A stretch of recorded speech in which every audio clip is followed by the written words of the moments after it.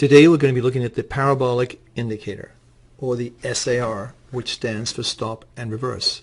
This popular indicator was developed in the early 70s by Wells Wilder. He also published it in his book New Concepts in Technical Trading Systems in 1978. So it really has stood the test of time. It's a trend following indicator, which means you have to have trends in the market, which is about 30% of the time for a lot of securities. It's also very popular for placing stops and protecting profits and capital.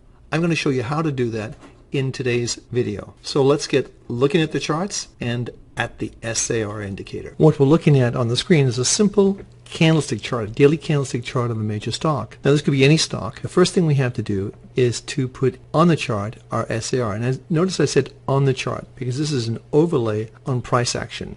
So you go onto the on chart studies, click once. There you see parabolic stop and reverse, PSAR. Click once there. And here it's already set to the defaults. So you can change it around, of course, but it's just easier to go with the defaults to begin with. So defaulting to 0, 2, and 2, and then just click off. Now as you can see with this price chart, you see the prices are above and the SAR is below. When prices break below the SAR, it's said that the trend is down according to this indicator. Now as you can see, it pretty much went flat. Prices came back up, went through the SAR, which is the little dotted line here, and prices began to rise. And again, below the SAR, prices fell. Above the SAR, prices rose pretty heavily. And it looks like we're going to get very close to changing that direction again. So it's a really good time for you to use this as a stop, a money management stop.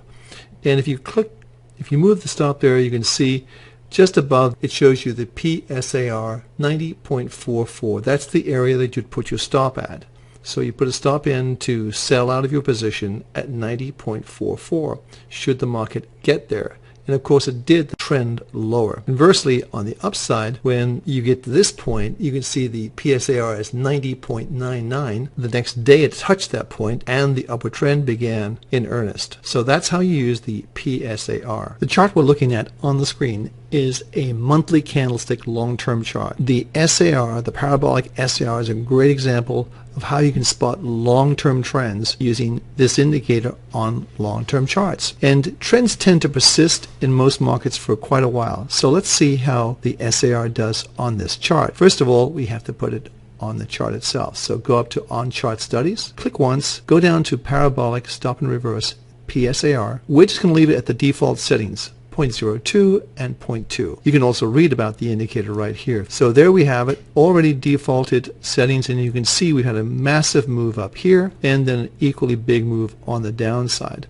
The important thing is this is not a daily chart, it's a monthly chart, and you can use the PSAR on dailies, weeklies, and monthlies, and even intraday charts. It's a very powerful tool and it helps you stay in the money. You can use it as money management stops or just a trend following technique. You can see the trend here started on February 1st, 2009 and didn't reverse until December 1st, 2011. So that's how you use the PSAR indicator. Every success using it for money management and in your own trading.